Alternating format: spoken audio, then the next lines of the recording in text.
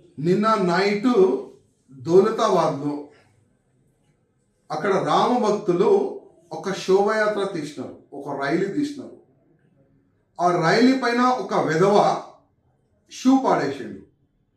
అది ఎవరు ఈ షూ పాడేసిండు అది చూస్తే కొంతమంది ఉంటారు ఫాల్తుగా, వాళ్ళు షూ పాడేసిన తర్వాత ఆయనకి పట్టుకోనికి ట్రై చేసినారు. వాళ్ళు అక్కడి నుంచి కూడా కొద్దిగా రాళ్ళు ఆ విధంగా దాడి చేసినారు. ఇక్కడి నుంచి కూడా కొద్దిగా కౌంటర్ జరిగింది. కానీ దురదృష్టం ఏంటంటే పోలీస్ అధికారులు ఆ షూ ఎవడు మధ్యలో పాడేసిండు ఆయనకి అరెస్ట్ చేయాలి కదా, అరెస్ట్ చేయలేదు. ఆయనకి పోలీస్ ప్రొటెక్షన్ ఇచ్చి అక్కడి నుంచి ఎస్కేప్ చేసినారు. ఇది మన తెలంగాణ పోలీసు. అదేవిధంగా అక్కడ రామ భక్తుల పైన ఐడెంటిఫై చేసి వాళ్ళపైన కేసులు పెడుతున్నారు.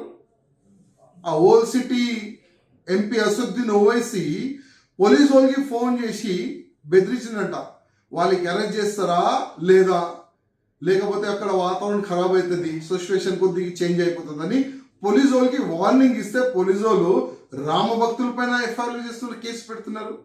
నేను పోలీస్ అధికారులకి చెప్పేది ఒకటే, ఆ షూ ఎవడు పాడిండు ఆ పాడేసిండు ఆయనకి అరెస్ట్ చేయాలి, ఇమ్మీడియట్గా అరెస్ట్ చేయండి.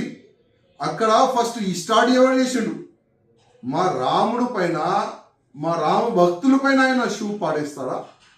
అది చూడకుండా మీరు డైరెక్ట్గా మా కార్యకర్తల పైననే మీరు దౌర్జన్యం చేయాలంటే ఇది కాదు. ఇది ఇంకా మేము ఉన్నాం, యాద పెట్టుకోండి.